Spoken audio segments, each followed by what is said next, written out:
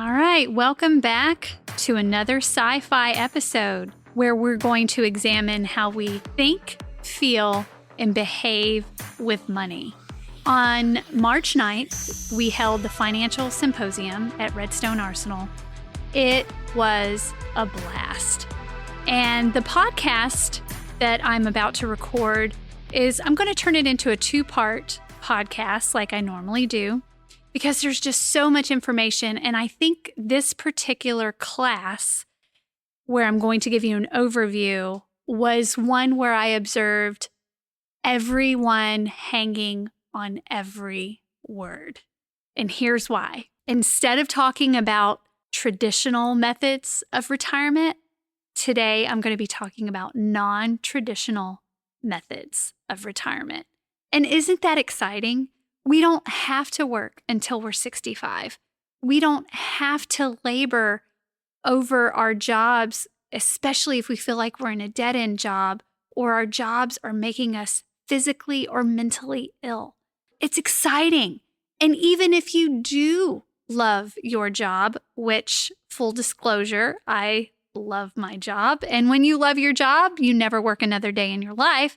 Even so, I still have a goal to retire at 50 so that I can engage in those activities that I really want to do in life. Let's talk about catching FIRE. And in this title, FIRE is an acronym. FIRE stands for Financial Independence, Retiring Early. This is not a new concept.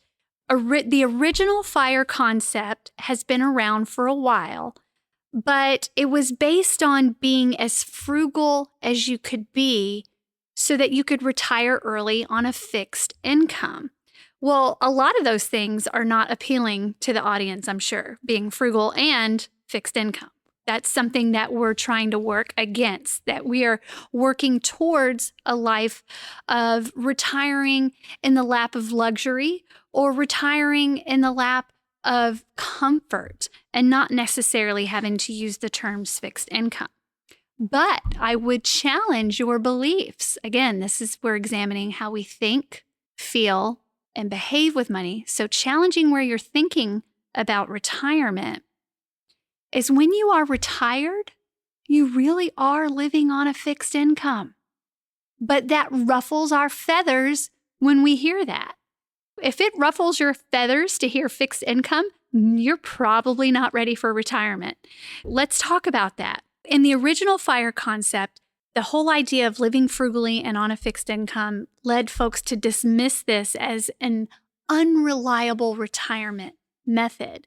But this concept of FIRE, Financial Independence, Retire Early, has morphed over the years to more of the F.I., or financial independence, more than the retiring early. And that's gained traction so that we have the ability to freely choose what we want to do for the rest of our lives, including what we want to do for the rest of our working years. Although not everyone will catch FIRE or get on board with this method, these non-traditional methods of viewing retirement sure have created a paradigm shift, causing us to question how we're spending our time, how we're spending our money, and how we're making our career choices. In the latest FIRE practice and what has morphed over the years, it's more about living within our means and saving for the future. And one of the things that I wanted to drive home during this financial symposium to my audience is that life circumstances are the things that tend to awaken people to the FIRE.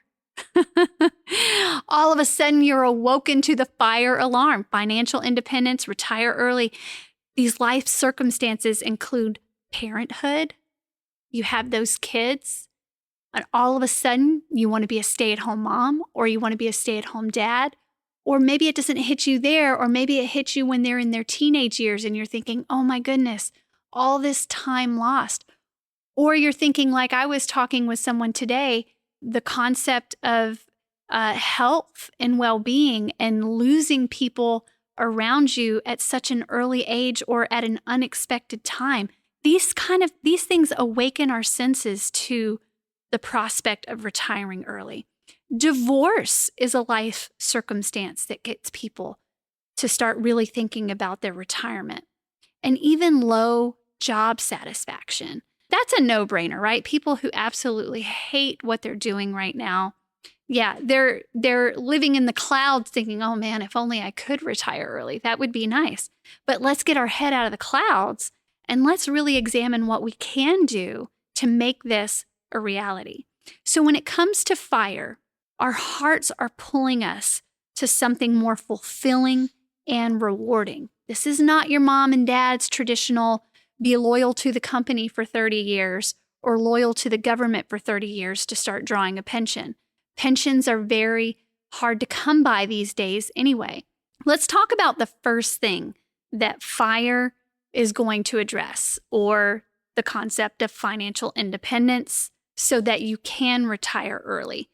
And that is, and listen, drum roll, inflation.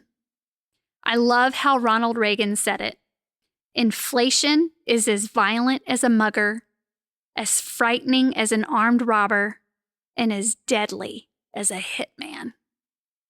Boy, that is exactly what happened in the 80s, and now from a historic high is now happening to us now, 2022, 2023. Here's what inflation does. An inflation rate of 3% per year can cut your retirement savings by more than half over a 25-year period.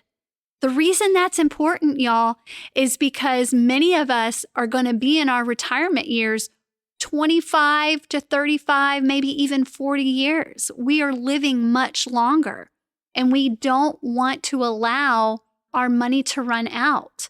We need our money to outlive us, and we need to outpace inflation as a result. I'm going to talk about the top inflation burners so that we can even make catching FIRE a possibility. So the top inflation burners, and as I presented to the Financial Symposium, I bookended each one of these bullets. The first one being eliminating debt, and the last one being eliminating debt.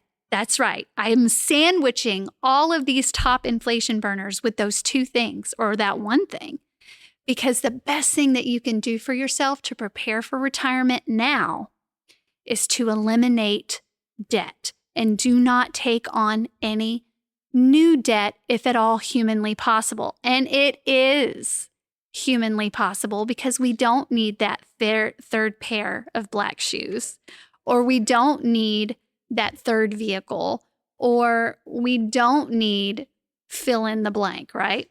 The next one is living below your means, a top FIRE concept.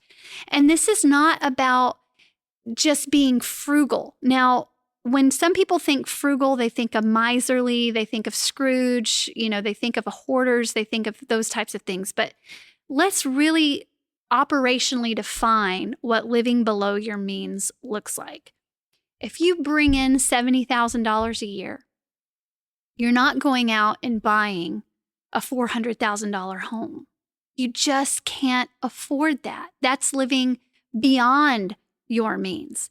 Living below your means is where you purchase a home that you can not only afford, but you would still have plenty of extra money left over so that you do not become housing cost burden in the future as you wed blissfully or get married, or as you obtain children and those types of things. So all those things add up. So when you start living below your means now, you get into the habit of it. And when you start to live in your retirement years, which hopefully for a lot of us listening will at some point be within our 50s if we follow this well. And for some, maybe even your 30s or 40s, depending. This is where if you get into that habit now, it's not going to shock you in those retirement years. The other one is playing retirement for 2 years before you actually retire. So that means creating a retirement budget and living by that retirement budget for 2 years before you sign the papers.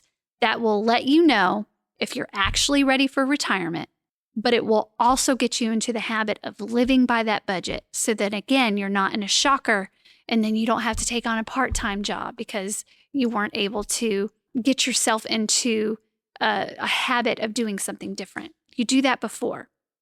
The other thing, when it comes to playing retirement and setting that budget now, slashing your expenses now so that you're spending less than you earn now.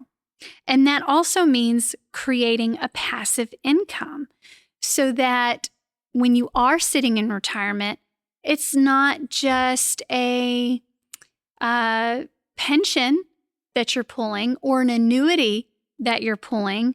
You're actually gaining some income from maybe a rental property, or you have set yourself up professionally to where you are licensed or certified to consult from time to time, where it's a very part-time gig every once in a while. And listen, every dollar you earn in retirement is $1 you don't need to withdraw from your retirement savings. That's a huge inflation burner. That's where that passive income becomes a top inflation burner. Now, I'll cautiously say this about Social Security because we all know that when we're all ready to retire, depending on what age group you're in, the 100% of security that you're quoted will not be there. And that actually is stated on the Social Security website today, that depending on where you are, you should only expect this percentage of that Social Security. Now, Social Security is adjusted with inflation. That is kind of a nail biter, wondering, will I actually get how much of this Social Security will I get? But the good thing is that it is at least adjusted with inflation, depending on what you get. So we have to, the last thing, saying no. When we learn to say no to our kids and family members now, we're setting ourselves up for a healthy retirement in the future. Just like living within a budget and not shocking yourself when you are in retirement, you're also not shocking your kids when you're living in retirement and you say no to them then. If you've been in the habit of saying no and setting boundaries on occasion with your children, then absolutely it's not going to be a shocker for anyone. So what is your fire? We're going to talk about the different types of fire that you can catch. And there are 4 igniters for each one. But I want to read this right out of an article, a Forbes article from 2018. TD Ameritrade conducted a survey of 1,503 U.S. adults aged 45 and older with more than $250,000 in investable assets, including 753 individuals who said they are financially independent or plan to be. Around a third of those respondents who were already financially independent had incomes between $50,000 and $99,900. So not even making a 6-figure salary yet. That is a stark contrast from the idea that FIRE is only attainable for people who make 6 figures. Wow. I love the power of quotes and research and data. You had all of these people who were ready to think about retiring early, yet their incomes were only between $50,000 and $99,900. We have no excuse, Team Redstone. If you're thinking that you don't make enough money to start saving for retirement, or to at some point retire early, that's where you need to examine your spend plan. Where's your money even going? Do you need to downsize? Are you currently living beyond your means? And the kind of folks that I see in my office, the answer is a resounding yes. That's the bigger problem. People who are living beyond their means rather than within their means or below their means. Are you a fat fire? Is this what you want to obtain? In a fat fire, as the name implies, you do not have to cut the fat. You get to keep the fat, and you have a big fat nest egg of about maybe $200 or $2.5 million. A lot of us have read The Millionaire Next Door. Great book. I highly recommend it. Kind of on the same wavelength of financial independence, retire early, because it does talk about living below your means or at your means, but saving heavily for retirement. These are the types of folks who will have a nice nest egg and you wouldn't even know it. But a F.I.R.E here, you get to live in the lap of luxury when you are retired. It's funny because on my slide in the financial symposium, I have a beautiful woman on the beach sitting in one of those paid for lounger chairs with an umbrella, with a nice drink in her hand, all these amenities that she'll be able to afford because she saved $2.5 million. Now, you don't have to save $2.5 million to be in the F.I.R.E category. For some folks, perspective is what puts us in that category. For some folks, only having $1 million, it would seem like to them, wow, I'm living high on the hog and I'll continue to be able to live high on the hog. But with the F.I.R.E 4% rule, that means whatever your nest egg amount, you should only pull 4% of that as an annual withdrawal for your personal salary. If you are at 2.5 million nest egg, that would be $100,000 annual annuity for yourself. That's how you would become a F.I.R.E. And remember, your nest egg includes all of your assets, not just what you have in TSP, not just what you have in your 401k, but maybe even your home that you're intending to sell and downsize or those types of things. So remember that. But in F.I.R.E, you have a high degree of security because you can handle emergency expenses like home repair, medical expenses. And by the way, in the F.I.R.E category, you cover your own health care as a living expense.